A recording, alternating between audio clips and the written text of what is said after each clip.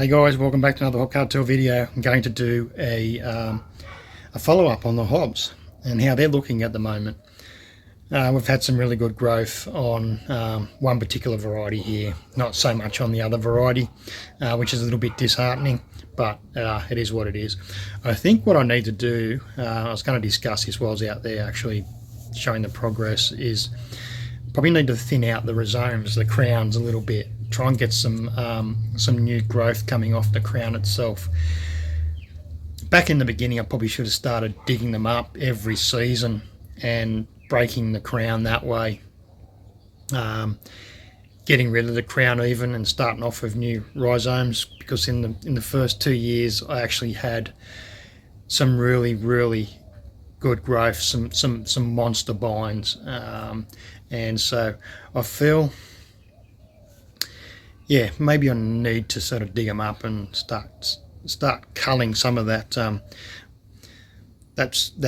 substance under the ground. Just get rid of a majority of it and start again. But I'm going to start off talking about Finru. Asked the question.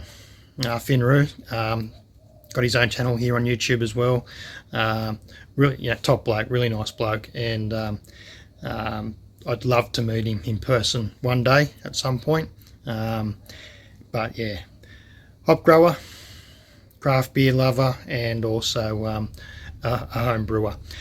I'm not home brewing a hell of a lot anymore since I'm on that sober journey, but yeah, there'll be time for it to do non-alcoholic beers, but I will continue growing the hops. My love of hops is I don't think it's ever gonna dissipate in any way. I just yeah, I think I'll keep doing that. I love watching the things grow, and yeah, it's always good to get out there in the garden. It's good therapy. Anyway, let's talk about the Finru asked how often I'd water, how my program is with watering, in particular nutrient feeding or fertilising. Previous to this year and last year, I was using goldfish flakes, which I'd purchased from a closing aquarium shop, and I got it quite cheap. I got quite a few kilos for only a couple of bucks, and I was making my own fish emulsion fertiliser. So that's been for the last 3 seasons, previous to last year and this year. So that lasted quite a while, worked quite well. But I've decided, I've seen another special come up for some seaweed concentrate. Earth Saver, Rocky Point seaweed concentrate, 2 litre bottles. I brought 3 cartons of that, and there's 6 bottles in each carton. It was really cheap. My research also told me that for a third of the price per bottle, this had more nutrients than some of the leading brands, some of the more expensive brands. So this dosage is normally the 1 capful to 10 litres. This year I've actually stepped it up and played around, and I think this is where I may have a problem with one of my varieties. I've stepped it up to 2 capfuls to 15 litres, and I'll show you what I mean when I get out there.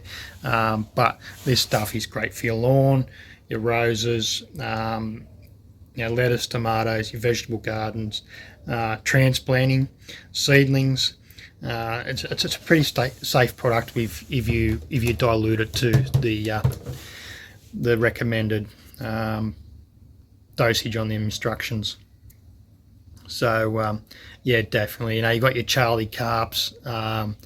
There's quite a few other seaweed and fish-based fertilizers, concentrates on the market. They are all really good. When I first started out, I was using a product called Miracle Grow, and that they claimed that they had trace elements that come from the moon. Well, probably didn't exactly come from the moon, but it has the same sort of minerals and elements that you'd find on the moon. Don't really see a lot of stuff growing on the moon, do we? But I guess that was one of their selling points for that Miracle Grow, and it did work quite well. I grew some monster strawberry plants and some tomato plants, zucchinis, all that sort of stuff with that Miracle Grow. Really good stuff, but it went up in price. Like everything's gone up in price, but it went from, you know, only paying something like $2 or $3 for a 500 gram bag, and the dilution for that it made so many litres of fertiliser. It was really quite economical, as is this concentrate. It's economical, but the amount you get versus the Miracle Grow in your dilution rates is a lot better, and therefore you might pay a little bit more per bottle, but you'll also get a decent amount out of it. This stuff's been really good for everything around the yard that I've used it for, yeah, I'd certainly, if it comes on special again, I'd purchase more. But at the moment, like I said, I've got plenty of it, so no need to do that. Let's go and have a look at these hops.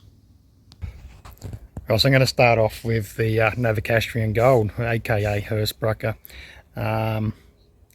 Yeah, this is where things have gone downhill. I'll flip the camera and we'll have a look at them.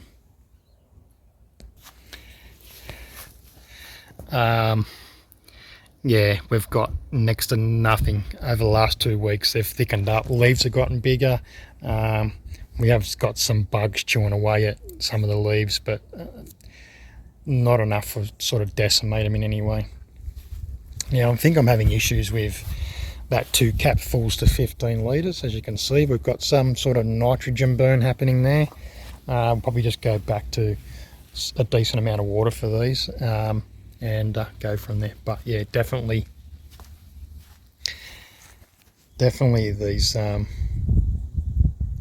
Novocastrian Golds are struggling at the moment, which is unusual. I'm only just saying how well these grow in the last video and how I expected to get a pretty good yield this year, really good growth. Just hasn't happened. Let's go and have a look at this Chinook. Well, as you can see, the Chinook is going ballistic. I'm already seeing burrs on the Chinook. So I think the season across the board is a little bit sort of out of place at the moment with these.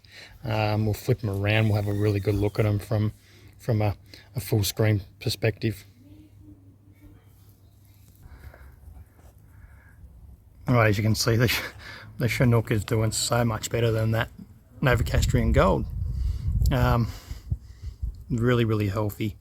It's not suffering that same sort of issue where I think it's the nitrogen dosage in that seaweed concentrate. But yeah, doing really, really well. Most of those are bull shoots, but there is some decent shoots in there.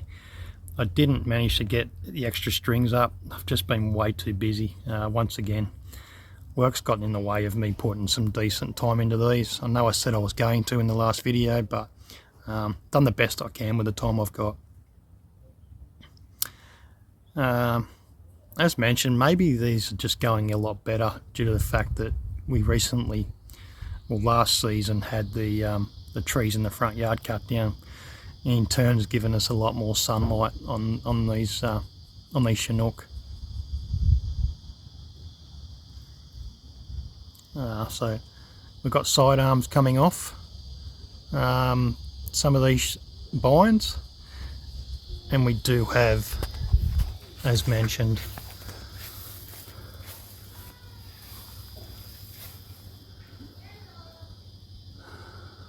burrs.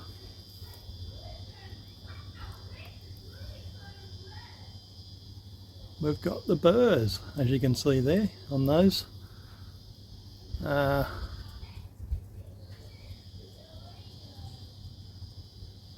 Just there, which happened last season too with them, but yeah.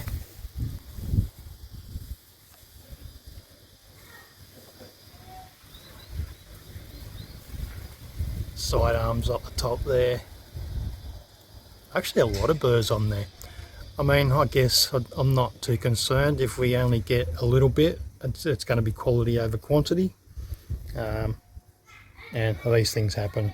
So I think moving forward next year, we're obviously going to get stuck into the groundwork here and start thinning the crowns out. Maybe get rid of some of the old stock underground there, and trying to get some new sort of rhizomes coming off the crowns.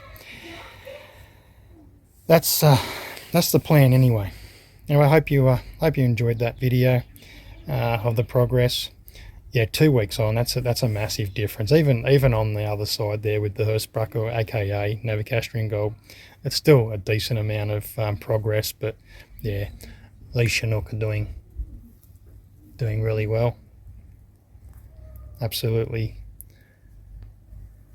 powering on. Cheers.